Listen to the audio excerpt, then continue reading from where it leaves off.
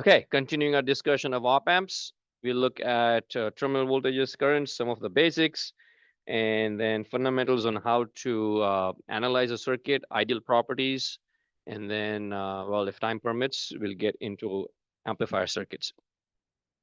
Okay, so let's see, where's the class notebook? Oh, there we go. Nope, not that one. That. All right, op amp symbol. All right, so we stopped here. We looked at the symbols for an op amp, three primary terminals: inverting input, non-inverting input, and the output. And then you have the positive supply rail, the negative supply rail, which are not always explicitly shown on every circuit diagram. Okay, if you're creating a large circuit, like with numerous other components, you may just omit the supply rails.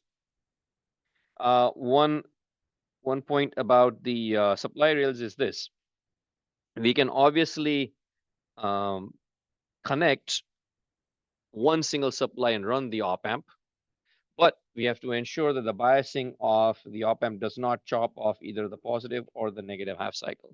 Okay, but again, that's a discussion for something later in the future. For now, again, we are simply looking at the op amp as an off-the-shelf component, and so we'll restrict our discussion to external voltages and external currents. So for op amp, we deal with inverting, non-inverting, and output terminals. And so the terminal voltages are referred to as VP for positive input, VN for negative input, and VO for output. Okay, so the input voltage terminal is non-inverting terminal,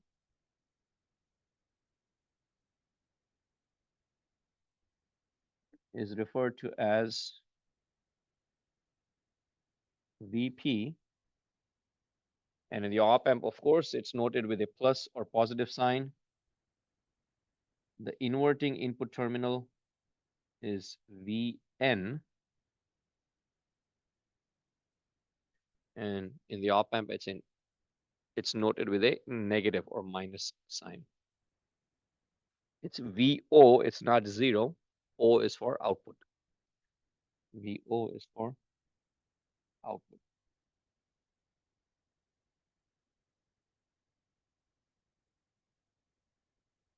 Output voltage VO. Okay. So the inverting and non-inverting terminals. What do we mean by inverting and non-inverting? Okay. If we have a waveform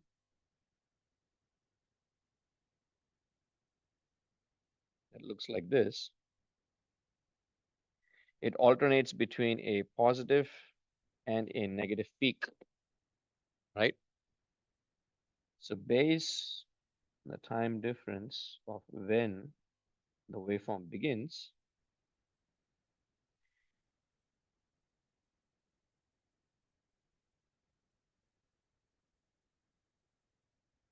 an inverting output or inversion of the signal is simply taking the positive values and going to the other end, which is negative. You take the negative values and go to the other end of positive. And so there's a phase shift of 180 degrees. This is not something you will encounter until you begin AC analysis in 211 and then 212.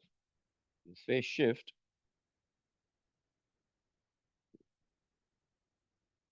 Okay, so a little sidebar. This is known as one cycle. I believe I did mention this, right? One cycle. One cycle, also represented on the complex plane, can be represented as a full circle. Okay, full circle Turning this way, 0 degrees all the way to 360 degrees. So this one cycle can be represented as 360 degrees. One half cycle is 180 degrees. In radians, this is also 360 is also 2 pi and 180 is pi. So phase shifted by 180 degrees. You all use this principle. Anyone ever use noise canceling headphones? All right, so that's the principle behind this. There is a microphone in every device, even in the days of the old feature phones or the so-called dumb phones, where you had the speaker, you hold the phone like this, right, to your ear. Right next to the speaker, there would be a small, tiny opening. That was for a microphone. That microphone would capture the surrounding audio around that speaker. It would go inside the phone. There is an inverter circuit in there, similar to this op-amp inverter circuit. It would flip the phase by 180 degrees. When you flip the phase by 180 degrees and you add, let's say you have X and you plus X inverted, the output is 0. There's a mathematical analysis. Again, you'll study that in 211. But anyway, when you add two waveforms, two exactly identical waveforms, but phase shifted by 180 degrees, the output is 0. That's the operating principle behind noise cancellation. The noise cancellation has been around for a long time. It's available in every device, but now they advanced it into noise cancellation headphones. Anyway, so inverting simply means shifting the phase by 180 degrees. Inversion or inverting refers to a phase shift of 180 degrees. If it's just DC, if you're talking in terms of voltage, then it's simply you take the same value but go from positive to the negative. Okay, positive to the negative end. All right, so that's inverting and non-inverting terminals. Then you have VCC and you have VCC that's being applied in this direction, which results in currents going into the op-amp. IP and IN are the input currents. Okay, so these are the input voltages, and then these are the input currents. And then IO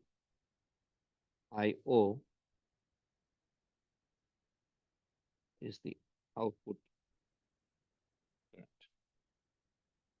Okay, output current. Now, one of the things that this book does is it takes the reference for the output current as going into the op-amp, not coming out. Okay. So that's just the standard reference for the analysis. Does not mean that the current is actually going in or current's coming out. It could be, depending on our external circuit configuration, it could be anything. But the reference direction that is taken is that the output current is going into the op-amp. And you will see why later on. All right, so we have plus minus power supplies, plus minus IC plus and IC minus. These are the terminal voltages and currents. So if we plot the transfer characteristic, it looks like this. Transfer is simply referring to how the input is being transferred to the output.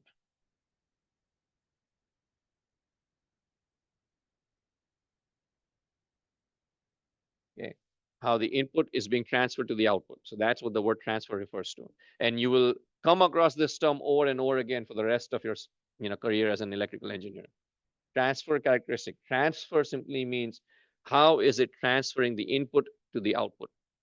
This word trans, you'll also encounter in like resistance, conductance. So you'll have trans resistance, trans conductance.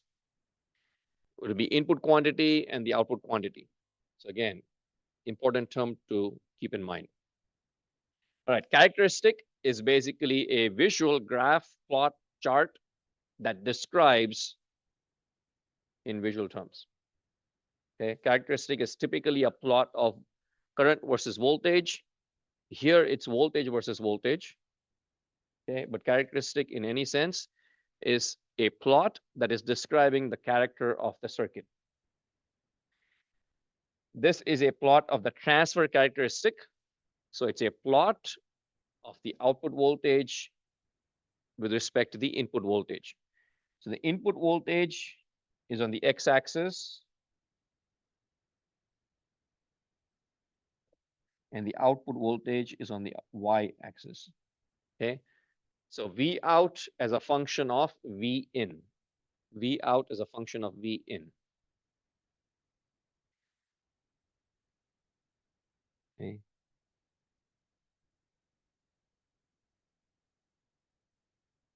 Small note, if you're plotting a graph, the first term is always on the y-axis, second one is on the x-axis.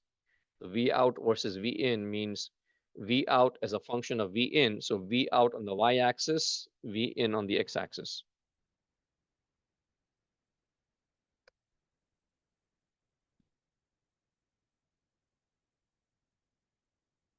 Okay. Now, the op-amp is primarily a differential amplifier. It amplifies the difference between its input terminals. Okay. So op-amp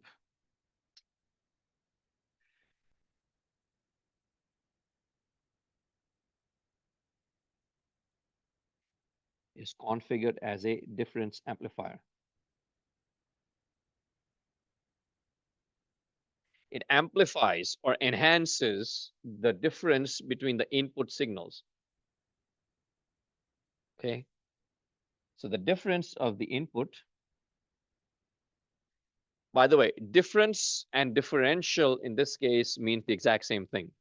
Okay. So difference amplifier or differential amplifier in this case means the exact same thing. All right. So the difference in input is basically Vp minus Vn. The positive input or the non-inverting terminal minus the inverting terminal, Vp minus Vn. And the special property of the op-amp, well, actually two special properties. The configuration, the design of any op-amp is such that it has infinite gain. Ideal op-amp has infinite gain for a differential input. So if there is any difference between Vp and Vn that is amplified or enhanced more than 100,000 times. Okay, infinite gain. And we'll look at that in the next, just in the next slide. Right. So the property of an op-amp is that it has infinite gain for the differential input, and it has zero gain for the common input. Again, there are two different inputs, right? So if Vp is equal to Vn, then the gain is zero. The gain is zero. Okay. And there are quite a few other things that I will talk about. But for now, let's focus on this. So right now here, what is being shown is if the difference between Vp and Vn is linear, right? Vp minus Vn, because it's going to be so small, it's going to be in millivolts, then V out will be a direct function of V in. So V out, V in characteristic is a linear slope. If V in increases, V out increases. If V in decreases, again, so if V in increases, V out increases. If Vn decreases, then V out also decreases. Okay, hence a linear slope. But because the gain is large, let's say you apply 1 millivolt difference between Vp and Vn. If there's a 1 millivolt difference between Vp and Vn, and the gain is 100,000 or a million, let's say, what do we expect at the output? 1 millivolt is 1 divided by 1,000, 0.001. Multiplied by 100,000. What do you get? 100 volts. But that 100 volts is not appearing out of thin air, right? The op amp, the energy for the op amp to function comes from the power rails. That is the plus minus VCC supply. So the output of the op amp wants to go to 100 volts, but that does not come from thin air. So the maximum output that the op amp can give you is basically the plus minus VCC. So if the difference is positive, then it is going to saturate at a value equal to VCC, meaning the output remains constant at VCC, and at the negative end is going to remain constant at minus VCC. Okay, so if the difference is positive, op amp will quickly saturate at the value of plus VCC. If the difference is negative, it's going to saturate towards the negative value of VCC. And so after a while, the transfer characteristic is just a flat line. Okay, just a flat line. Okay, let's talk about the properties of an ideal op amp. So an op amp, let me draw a simpler circuit.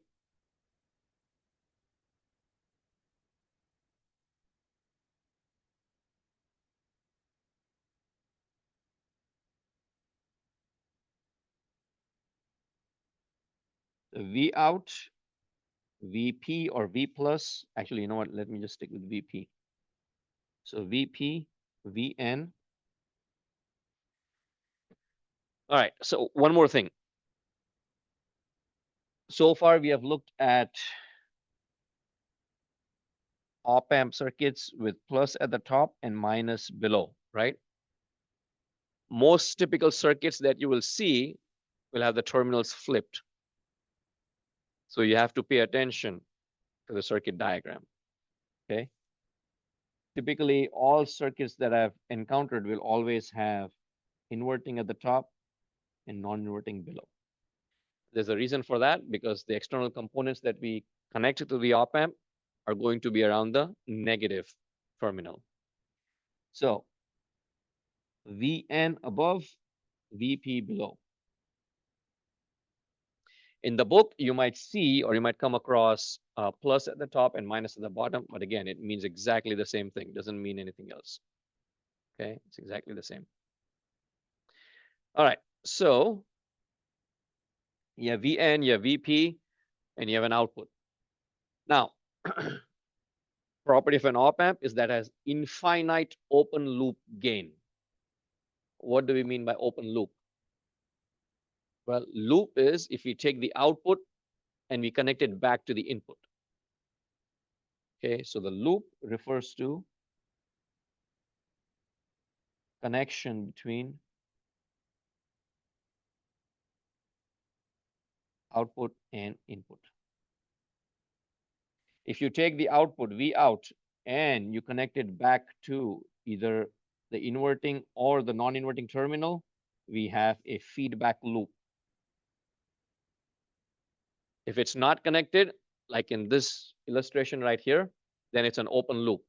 So if you use an op amp in such a configuration, then the gain is infinite. So any difference between VP and VN is going to be amplified 100,000 or a million times. Well, technically infinite would not have any end. But ideal op amp has infinite. Real life op amp would have a gain in excess of like 100,000. Okay. All right. Then the input impedance is infinite. Now, impedance is a property, is a term that you will see later on again in 211 when you perform AC analysis. But impedance, the word comes from impede. Impede, English language, means oppose, which is the same thing as resistance. So for now, anywhere you see impedance or resistance, just use them as synonyms. They're technically not the same, but for EE 113, we'll run with that, okay? So when we see impedance, it is resistance. You have impedance, resistance, and there's something known as reactance. The impedance is resistance plus reactance.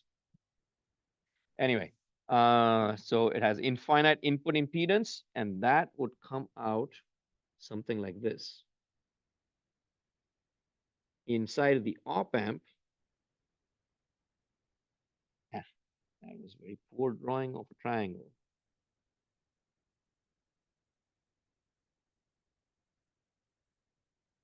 You'd say this is R in, input impedance, and this R in for an ideal op-amp is a lazy 8. It's infinite. Okay, so infinite input impedance. And 0 ohm output impedance, 0 ohm output impedance, because all of the current that the op-amp has is going to the output. Nothing is dropped inside the op-amp itself. Okay, so you have power supply rails, VCC and minus VCC. Those are the ones that are supplying energy on the output side. Okay, so we have 0 ohm output impedance. And then the differential input voltage is 0. So the op-amp has the property where it will try to get Vp equal to Vn. So op-amp will force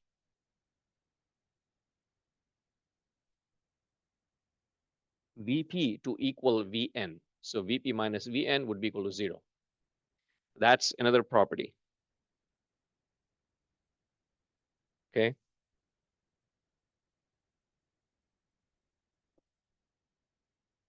Vp equals to Vn. So the op-amp will try to force Vp to go to equal Vn, and vice versa, Vn equals to Vp. Anyway, so 0 differential input voltage means that op-amp will force Vp equal to Vn. And then, of course, because of the infinite input impedance, the currents IE and IN are not going into the op-amp. Okay, there's a wall in front. If you're sending current in, it's not going in, which is a very, it took me a long time to get my head wrapped around that concept when I was a student. And it still sometimes like bothers me when I don't know the internal workings.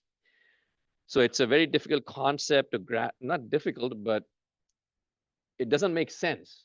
Like if current is not going in, what is the op-amp actually doing, right? So so this is an ideal op-amp. In real life, there is a very small amount of current that actually goes into the op-amp, very small. Everything else is affected by voltage. Okay. But those are the properties of an ideal op-amp. So infinite open loop gain, 0 input current, 0 differential voltage. It forces Vn and Vp to be the same. Now, open loop gain is infinite, so that's not very useful in most real life situations, okay? We want to be able to control. We want to be able to control and design circuits with this. So what we do is we take the output and we feed it back into the input. If we feed the output back to the inverting terminal, we obtain what is known as the negative feedback, which is what is shown here. So output is connected to the inverting input is negative feedback.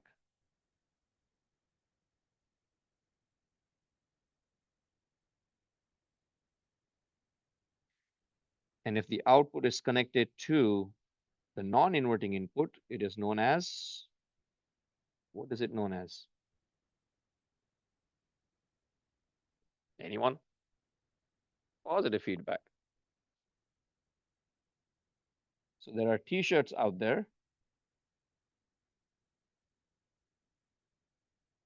which have a slogan says, I only give negative feedback because I'm an op amp.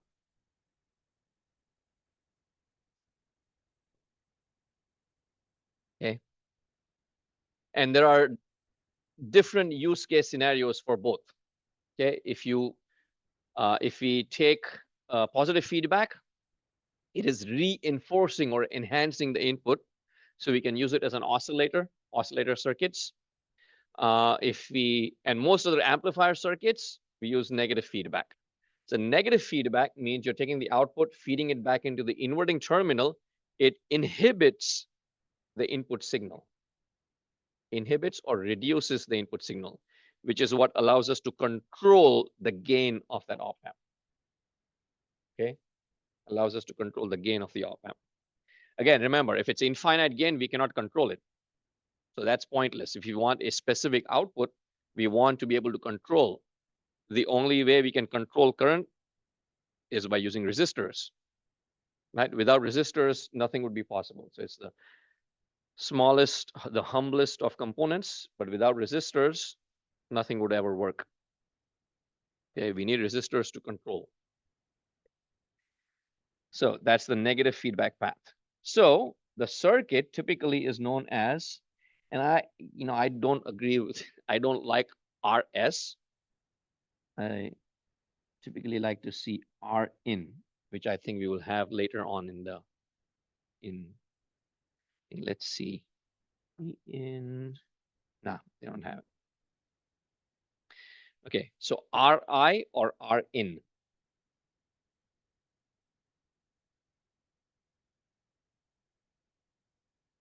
Where it shows RS is basically RI or R in.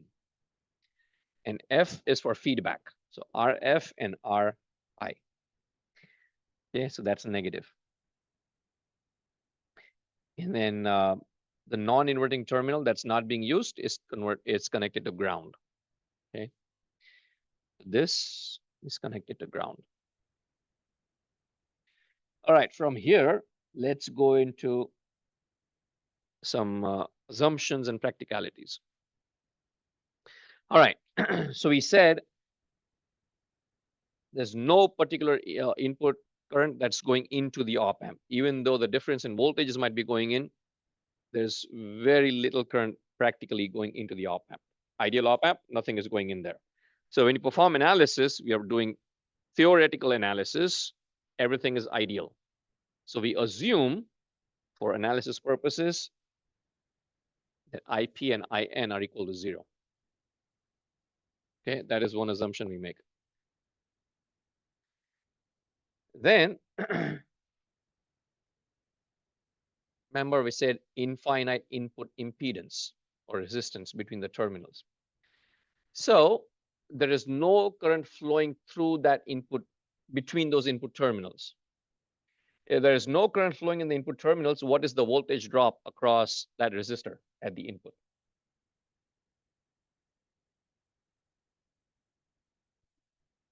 Zero. It's zero. So there's no voltage difference between VP and VN. So if there is no voltage difference between VP and VN, and if you connect, if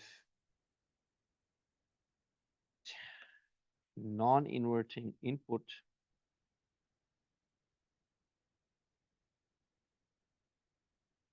is grounded,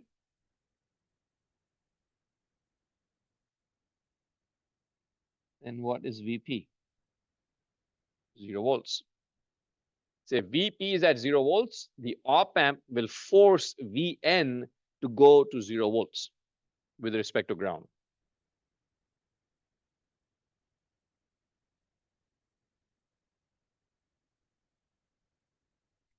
Op amp forces Vn to equal Vp, therefore Vn is also assumed to be 0 volts. So even though it is not directly connected to ground, we assume that the inverting terminal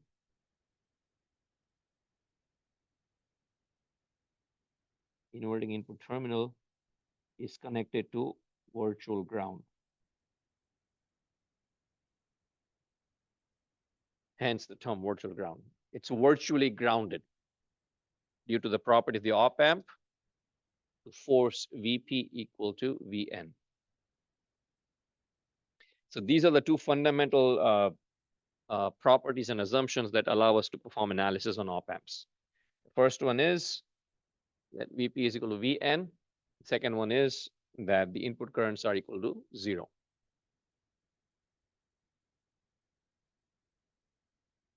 Okay. So far, so good. Any questions? I'm sure there are a lot of questions. I had them when I was a student. I had questions for months. Okay. So, steps for analysis. We are dealing exclusively with negative feedback circuits. Okay, we're not looking at positive feedback. Positive feedback circuits, again, said is positive reinforcement of the input. We want negative, so it diminishes or reduces, right? So we want to operate the op amp in the linear region. Remember the transfer characteristic where you had a slope, V out versus V in, linear transfer characteristic. We want the op amp to operate within this linear region. Okay, we do not want it to go outside of this region because we are dealing with linear circuit analysis techniques. Okay, we're not doing nonlinear analysis yet. We'll do that in 306. So capacitors, resistors, inductors, they're all linear elements. Linear in this case means the voltage and the current for these devices have a linear relationship with each other. If voltage increases, current increases. If voltage decreases, current decreases. Hence linear circuits. So in order to operate in the linear region and not saturate the op amp, we must have negative feedback.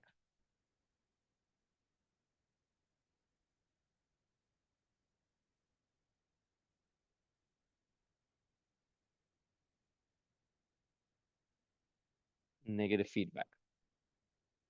Okay, that's the first thing to check for. Second, we write a KCL equation at the inverting input terminal. We assume virtual ground if the non-inverting terminal is connected to ground. And in most of the circuits that we'll see, the non-inverting terminal will be connected to ground. Okay, so the non-inverting terminal is connected to ground, then the inverting terminal is also at virtual ground.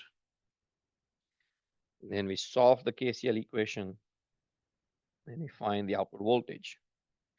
Then we check and verify whether the output voltage makes sense, meaning it's not in the saturation region and it's within the linear region of operation.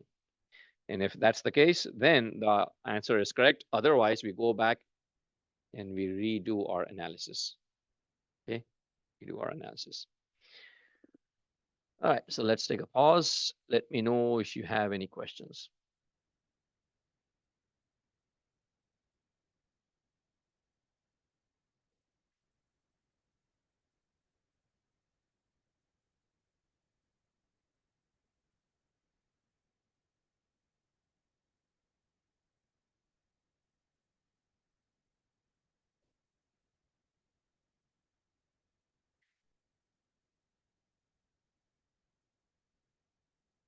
Okay.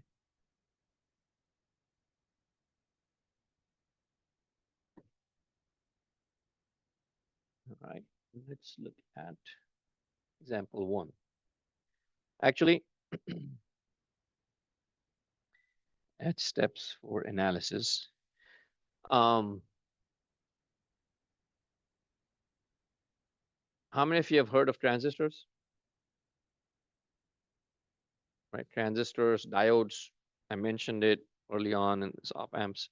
Some of you, if you have experimented with Arduino kits, you may have already used it, perhaps, diodes and transistors. Those are nonlinear devices you will study again in EE306. The transistor is the most fundamental of devices. You can use it as a switch. We can use it in digital applications. Analog applications, we can use it as amplifiers. Okay. Here's the thing about amplifiers and transistors. So sidebar. Any kind of amplifier derives its energy. The energy for the output of an amplifier is derived from the DC voltage sources that are connected. Okay.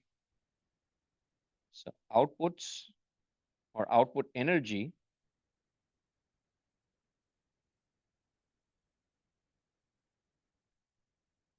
is derived from DC supply voltages.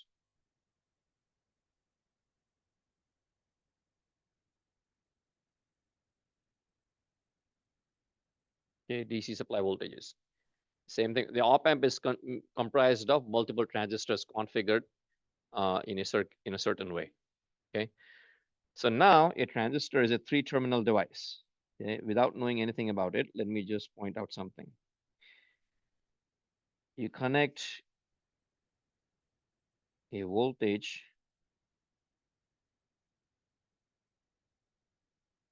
like this. Okay. That's where the output is. You're going to take the output at this point. Of course, there are resistors at the all the junctions and terminals, right? So current is flowing from top to bottom. If you have a diode, which is a 2-terminal device, you simply apply voltage, current flows through that circuit, right? Top to bottom. So that's what we have here, going from the top to bottom. Now, if you want to control the flow of this current, that's going from top to bottom, which is in this direction, current I, then we insert a third terminal, and we can control the flow of current going from top to bottom. And that is the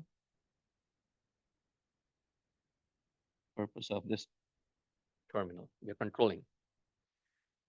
Now, it seems it's one device, but it's actually isolated.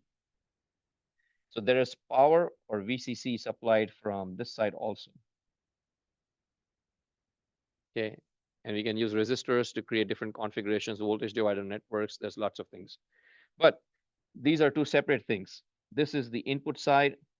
This is the output side. Okay. I have a point, I promise you. So you have VCC on the output side. The energy for the output is coming solely from the supply that is on the output side. It is, let's say for now, that it's not connected to the input side. Okay. It's separate. So the input side, you have this control terminal. That control terminal, we apply a small AC signal. That is the signal we want to amplify. Okay. It's a real life example. Right now, I'm speaking through this microphone. The microphone captures my sound, the sound waves, converts it into electrical waves. When it gets inside the circuitry, whether it's wired or wireless, the signal is very weak, but it's an AC signal, right? It has certain frequency, it has certain amplitude or the height, depending on how loudly I speak or how softly I speak, right? So that signal is small. We want that signal to not be small. We want it to be amplified before we send it to the speakers. So the energy that is applied to that AC signal comes from this output voltage side. So there are two separate things. There's a very small amount of current going in there, a very, very small, tiny amount of current. So what this transistor, and by extension our op amp, is doing is it's taking the VCC, the large VCC plus the small AC, and it's giving you a large AC signal. Okay, so the transistor, and by a loose analogy extension, the op amp, what it's doing is it's taking the large VCC signals and it's giving that energy to the small AC signal. So at the input, you have the small AC signal. We say it's not going into the op amp, except for a very small, tiny, minute amount. And at the output, we have the large VCC, is given the shape of our tiny AC signal. So if you have a tiny AC signal like this, and you have a large DC signal,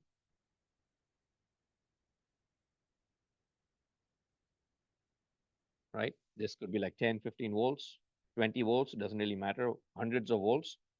And this could be in millivolts. So the transistor or the op amp is taking the energy from this DC and is giving it to that AC signal. And that's the output. And that's what's actually happening. Okay. So the op amp is acting as an intermediary buffer. The input signal is not diminished. It is strengthened and amplified by the op amp and sent to the output. But the energy to do so appears or is derived from the applied DC voltages.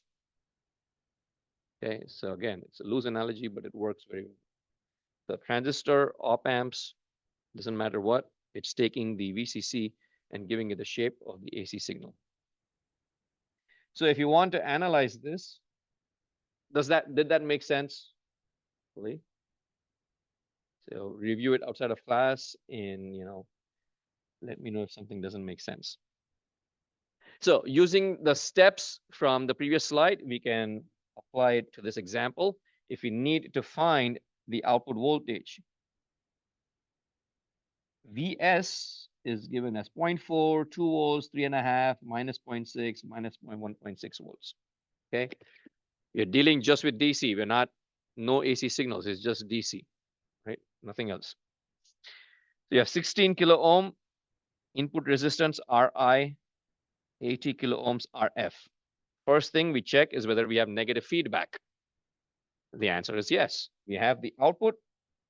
Output is being fed back to the negative terminal right there. Okay, so I'm going to mark this and say negative feedback. And then this is connected to ground, so Vp is equal to 0 volts. VCC or plus VCC is 10 volts and minus VCC is minus 15 volts. Right? So first thing we check was for negative feedback. The answer is yes. Then we apply KCL at the inverting terminal. We will take, so this is Ri, and this is the supply voltage. So I'm going to say the current goes in this direction. And I can say II or In or Is, whatever notation you want to give. And then from here on, nothing is going in there, right? Nothing is going in there. So In is equal to 0.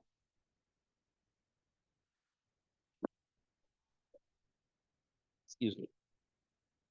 In is equal to 0, which is supposed to be in this direction. Where is it going? Through the feedback path. So it's going through here. And so IF is equal to In. Then it goes to the output side. Okay. So we apply KCL at Vn, we obtain I in plus IF plus 0 is equal to 0. Okay, is equal to 0. Now, this is example straight from the book. So what it's doing is it's taking the sign reference a little bit differently.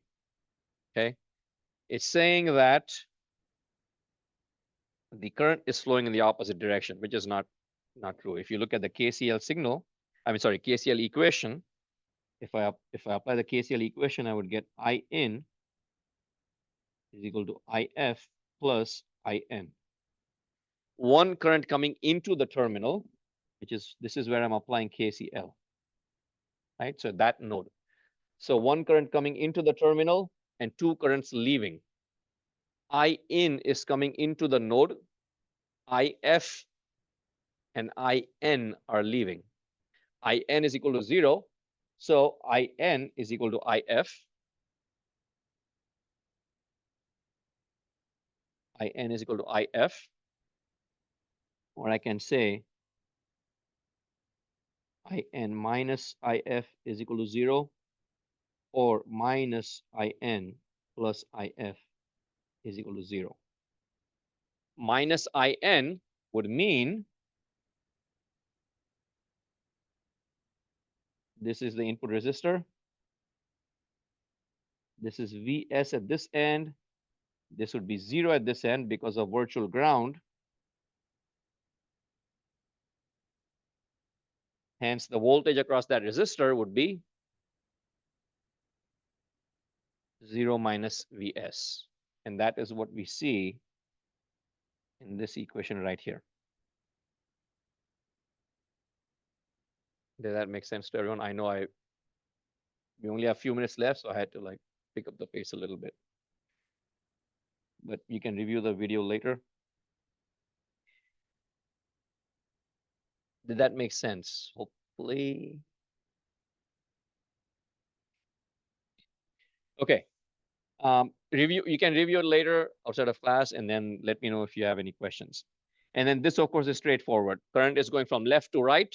So virtual ground 0 minus VO, right? Current is going from left to right. So plus here, minus here, plus here, minus here. And the voltage here, Vn, would be equal to 0 because of virtual ground. So 0 minus VO divided by ATK, and plus IN is equal to 0.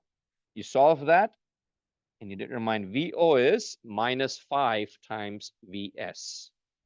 And you simply plug in the different values of Vs in here, and you can find VO or any value of Vs. And this has resulted in a negative voltage. The minus sign simply indicates the output is inverted because the input is being applied to the inverting terminal. So this minus sign simply indicates output is inverted with respect to the input.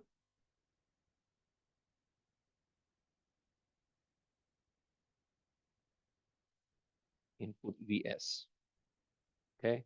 So the minus sign is simply indicating the output is inverted. And the mathematical analysis backs it up. Okay. So this is an example of an inverting amplifier, which we'll look at next class on Friday.